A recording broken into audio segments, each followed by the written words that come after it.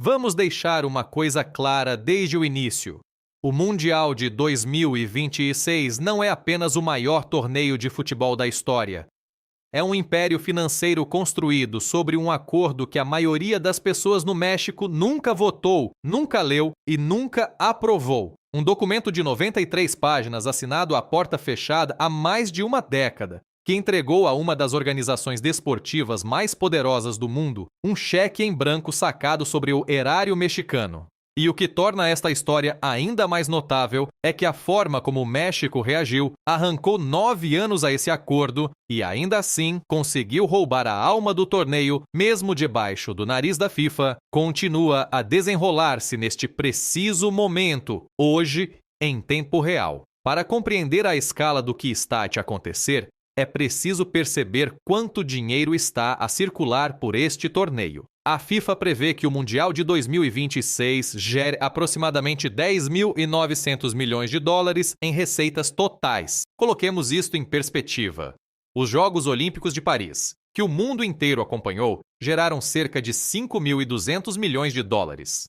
A FIFA vai mais do que duplicar esse valor num único torneio. O último Mundial no Catar gerou aproximadamente 7.500 milhões. Este está a caminho de ultrapassar esse número de forma esmagadora. Por qualquer medida financeira, é o evento desportivo mais lucrativo da história do desporto organizado. E, no entanto, durante muito tempo, um dos 3 países anfitriões estava estruturado para receber quase nada desse dinheiro. A decomposição da origem desse dinheiro diz tudo sobre a forma como a FIFA moderna funciona. Só os direitos televisivos trazem mais de 4.200 milhões de dólares. Os patrocínios empresariais acrescentam outros 2.800 milhões. E depois, as receitas de bilheteira, um número que se transformou num escândalo por si só.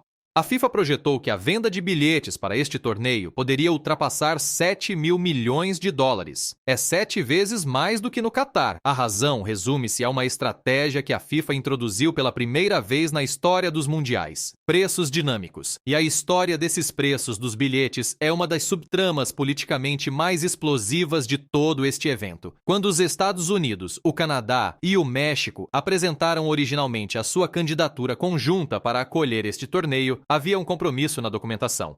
Um lugar na final, o bilhete mais caro do desporto mundial, custaria no máximo 1.550 dólares. Essa era a promessa. Em abril de 2026, o bilhete standard mais barato para a final já tinha subido para 5.785 dólares. Os lugares mais caros chegaram aos 10.990 dólares e depois continuaram a subir.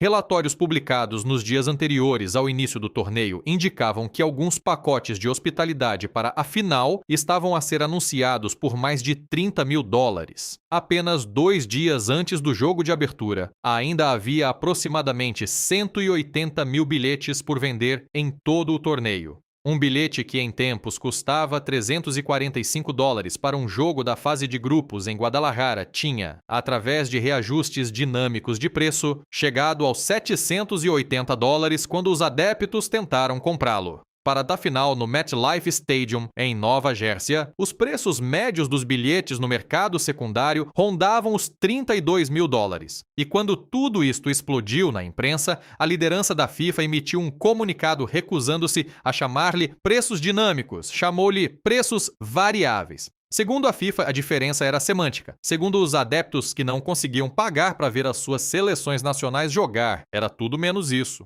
The Guardian noticiou a 23 de junho que os próprios funcionários da FIFA, baseados nos Estados Unidos, tinham aconselhado internamente contra o sistema de preços dinâmicos e que a liderança da FIFA os contrariou. Várias pessoas dentro da organização, pessoas que compreendiam o mercado norte-americano e percebiam como os adeptos iriam reagir, levantaram a voz e foram ignoradas. Os procuradores gerais dos estados de Nova York e Nova Jersey abriram formalmente investigações às práticas de bilheteira da FIFA.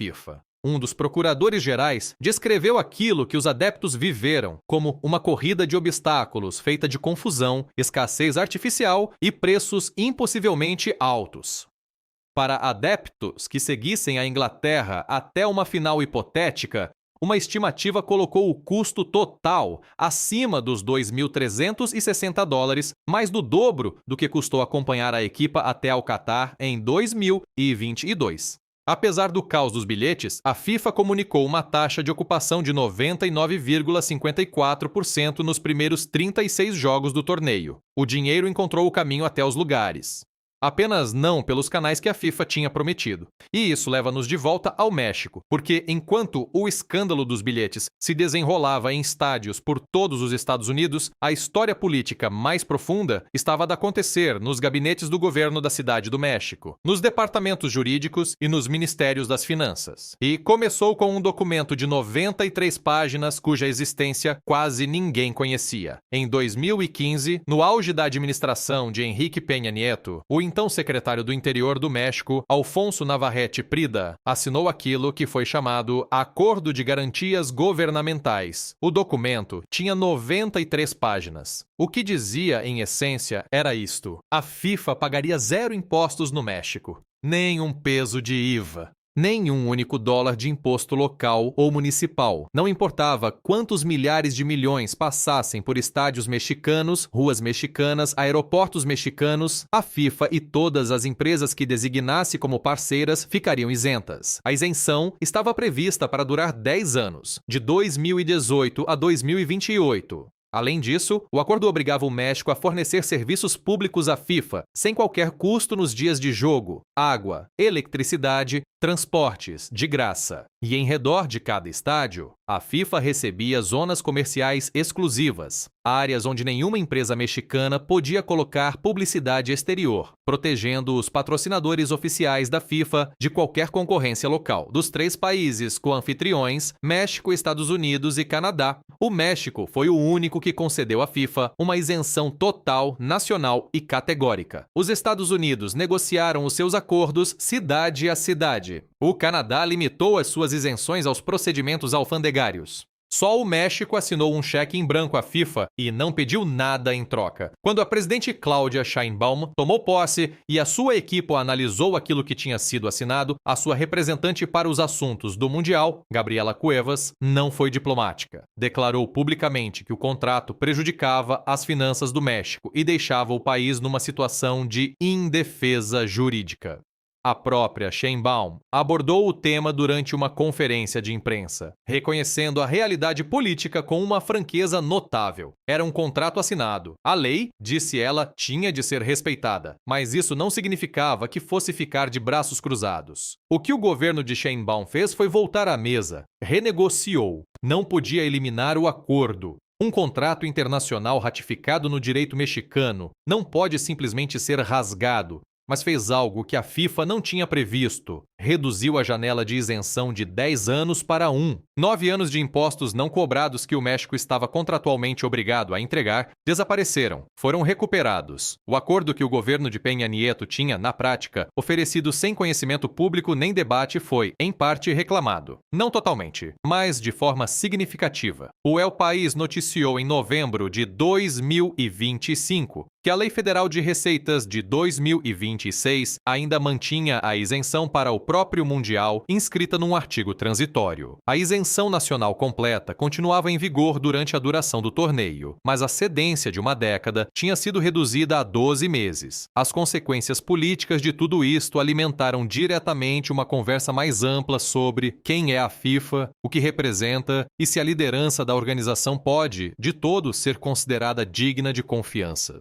Em nenhum momento cristalizou essa questão de forma mais evidente do que o que aconteceu a 6 de dezembro de 2025 no Kennedy Center, em Washington, D.C. Nessa noite, o presidente da FIFA, Gianni Infantino, subiu ao palco da cerimônia do sorteio do Mundial e entregou a Donald Trump algo chamado Prêmio FIFA da Paz, o primeiro do gênero, um prêmio que a FIFA tinha inventado apenas 3 semanas antes. Tinha sido anunciado no início de novembro, sem aprovação prévia do Conselho da FIFA, sem critérios de seleção publicados, sem lista de candidatos, sem explicação do processo de escolha. Altos responsáveis da FIFA terão sido apanhados de surpresa pelo anúncio. O timing era impossível de ignorar. Em outubro, Trump tinha ficado de fora do Prêmio Nobel da Paz, atribuído à ativista venezuelana pela democracia Maria Corina Machado. 3 semanas depois, a FIFA criou o seu próprio Prêmio da Paz e entregou-o a Trump. Infantino, de pé ao lado do presidente dos Estados Unidos no Kennedy Center, disse-lhe: "Aspiramos a ver esperança, procuramos unidade, imaginamos um futuro. É isso que esperamos de um líder, e o senhor merece, sem dúvida, o primeiro Prêmio FIFA da Paz." A reação dentro do futebol foi rápida e devastadora. The Guardian noticiou em janeiro de 2026 que um sentimento crescente de embaraço se instalara entre responsáveis intermédios e superiores da FIFA. Pessoas que compreendiam aquilo que a organização devia representar e que sentiram que o prêmio expusera algo que já não conseguiam defender. A Organização Britânica de Direitos Humanos Fair Square apresentou em dezembro de 2025 uma queixa formal junto do Comitê de Ética da FIFA. A queixa alegava 4 violações distintas do artigo 15 do Código de Ética da FIFA, que exige que todos os responsáveis da FIFA se mantenham politicamente neutros nas relações com instituições governamentais. A queixa da Fair Square citava a publicação de Infantino no Instagram de 9 de outubro, na qual ele fez publicamente campanha para que Trump recebesse o Prêmio Nobel da Paz. Citava também declarações feitas por Infantino em Miami, em novembro, que, nas palavras do grupo, levariam qualquer pessoa razoável a concluir que o presidente da FIFA tinha encorajado ativamente o apoio à agenda política de Trump, e citava o próprio Prêmio da Paz como a violação mais clara de todas. A presidente da Federação Norueguesa de Futebol, Lise Klaveness, pediu que o Prêmio FIFA da Paz fosse abolido por completo. Manifestou apoio à investigação ética sobre Infantino e afirmou publicamente que o prêmio tinha danificado a credibilidade da FIFA de formas que levariam anos a reparar. O USA Today noticiou em fevereiro de 2026 que Infantino defendeu a decisão, dizendo que Trump o merece objetivamente. O Le Monde descreveu Infantino num perfil publicado em junho de 2026 como o imperador controverso do negócio do futebol, uma figura que passou uma década a transformar a estrutura de governação da FIFA numa máquina que responde sobretudo a si próprio. Tudo isto é o pano de fundo contra o qual o Mundial está a ser jogado. E, no entanto, apesar de toda a política e de toda a manipulação financeira que acontece no topo, algo extraordinário está também a acontecer ao nível da rua. Algo que a FIFA não concebeu e não consegue monetizar. O México está vivo de uma forma que ninguém antecipou por completo. Os hotéis na Cidade do México comunicaram um crescimento de reservas superior a 150% em comparação com o mesmo período de anos anteriores. Adeptos da Nigéria, da Suécia, da Coreia do Sul e de todo o mundo escolheram a Cidade do México como base, atravessando a fronteira apenas nos dias de jogo. Os meios de comunicação especializados em viagens depressa documentaram por quê. O custo de um quarto de hotel standard na maioria das cidades anfitriãs norte-americanas durante o torneio era 5 a 10 vezes superior ao de um quarto equivalente em Guadalajara ou Monterrey. Os adeptos descobriram que ficar no México e pagar uma viagem transfronteiriça nos dias de jogo não era apenas mais barato, era uma experiência fundamentalmente diferente, mais rica, mais viva, mais humana. O Los Angeles Times publicou a 20 de junho uma coluna que documentava aquilo a que chamou a transformação do México no coração emocional do torneio. Adeptos de países que nunca tinham partilhado um momento cultural com o México encontraram-se de repente nas suas ruas, nos seus mercados, nos seus bairros. Apoiantes nigerianos a agitar bandeiras mexicanas, adeptos coreanos a aprender canções mexicanas, visitantes suecos a falar em voltar.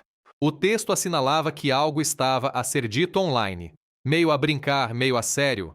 Todos os mundiais deviam realizar-se no México. A FIFA fica com as receitas televisivas. O México fica com o coração do mundo. O Aeroporto Internacional da Cidade do México, o Benito Juárez Internacional, visto durante muito tempo como um estrangulamento e uma vergonha para uma cidade de dimensão mundial, passou por aquilo que o seu diretor, o almirante Juan José Padilla Olmos chamou uma cirurgia de coração aberto em preparação para o torneio. Quando as equipas de construção começaram, encontraram infraestruturas com mais de 50 anos, sistemas de drenagem obsoletos, estruturas que precisavam de reforço urgente, elementos que não estavam no plano original. O investimento final chegou aos 6.500 milhões de pesos. 56 zonas de espera foram renovadas. 394 mil metros quadrados de área terminal foram reconstruídos. 40 novas portas eletrônicas reduziram o tempo de processamento no controlo de passaportes, de 40 minutos para 9 minutos. E tudo ficou concluído 12 dias antes do início do torneio. Em Monterrey, novas ligações diretas para Madrid com a Iberia e para Nova York com a Viva foram lançadas nas semanas anteriores ao jogo de abertura. Nas 3 cidades mexicanas anfitriãs, o investimento aeroportuário total ultrapassou 28 mil milhões de pesos. Dinheiro vindo dos contribuintes mexicanos, não da FIFA, mas dinheiro que servirá à infraestrutura aeronáutica do México durante décadas depois de a última bola ser chutada. Mas nem tudo no terreno correu sem sobressaltos.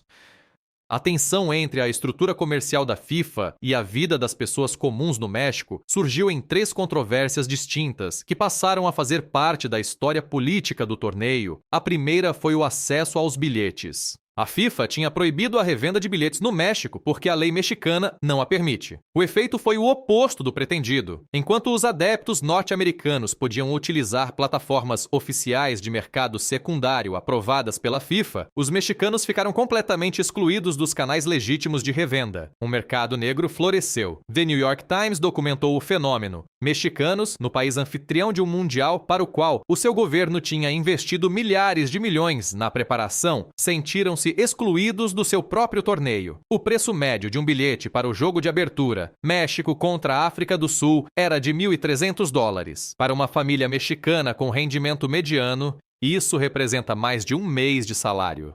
Circularam online relatos de bilhetes, em sectores premium, revendidos por canais informais por mais de 1,5 milhão de pesos. A segunda controvérsia foram as licenças de transmissão. Pequenos negócios, restaurantes, bares, cantinas de bairro descobriram nas semanas anteriores ao torneio que transmitir jogos para fins comerciais exigia acordos de licenciamento caros com operadores autorizados. Para estabelecimentos que nunca tinham precisado de tais licenças, a exposição financeira e jurídica era alarmante. Proprietários que tinham planeado atrair público com transmissões em ecrã grande dos jogos da seleção nacional viram-se de repente perante a possibilidade de multas de 1 milhão de pesos por uma única transmissão não autorizada. A preocupação espalhou-se pela comunidade de pequenos negócios do México num momento em que o torneio devia estar a impulsionar a atividade econômica. A terceira controvérsia foram as zonas de exclusão. Em redor de cada um dos estádios mexicanos, a FIFA estabeleceu perímetros de exclusão comercial, zonas onde a publicidade exterior era proibida e onde nenhuma atividade comercial concorrente podia operar sem autorização da FIFA.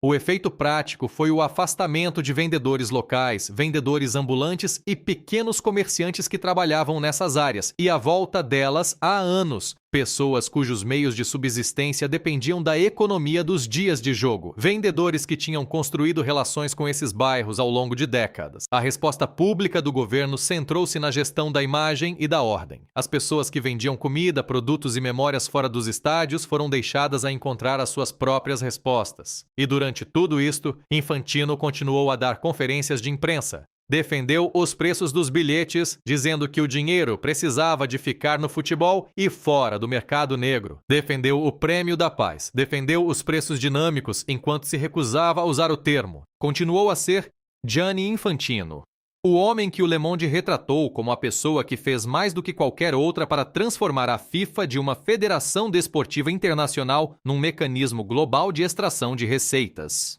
Um homem que, ao longo dos últimos 10 anos, consolidou o controle sobre uma organização que gera quase 11 mil milhões de dólares em receitas a partir de um único evento com a duração de um mês, enquanto as pessoas que construíram os estádios varreram as ruas e serviram comida à porta, calculavam se podiam pagar um bilhete para ver o jogo. Eis o que o México leva deste torneio que a FIFA não pode taxar, não pode possuir e não pode transportar através de uma fronteira. 5,5 milhões de visitantes. Um impacto econômico projetado de mais de 4 mil milhões de dólares que flui diretamente para empresas mexicanas, hotéis mexicanos, restaurantes mexicanos, famílias mexicanas.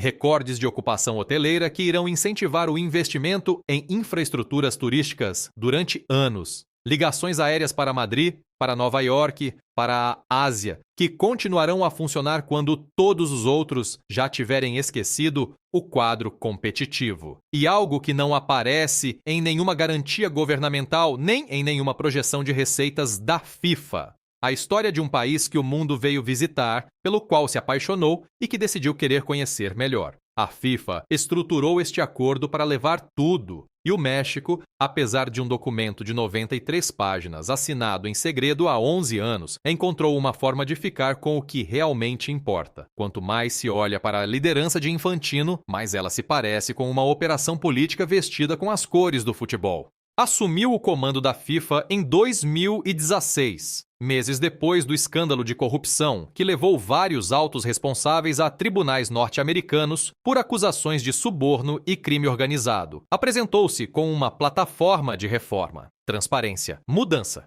Uma década depois, as receitas da organização cresceram exponencialmente, o poder sobre as grandes decisões está mais concentrado no seu gabinete do que em qualquer outro momento da história da FIFA. E o Comitê de Ética, que deveria servir de travão a tudo isto, está a analisar uma queixa apresentada contra o próprio presidente. A Federação Norueguesa de Futebol, uma das vozes mais principistas na governação do futebol europeu, quer que o Prêmio da Paz seja abolido. O prêmio que Infantino inventou em novembro e entregou em dezembro a um chefe de Estado em funções. Um chefe de Estado que é simultaneamente o presidente de uma das 3 nações que acolhem o torneio.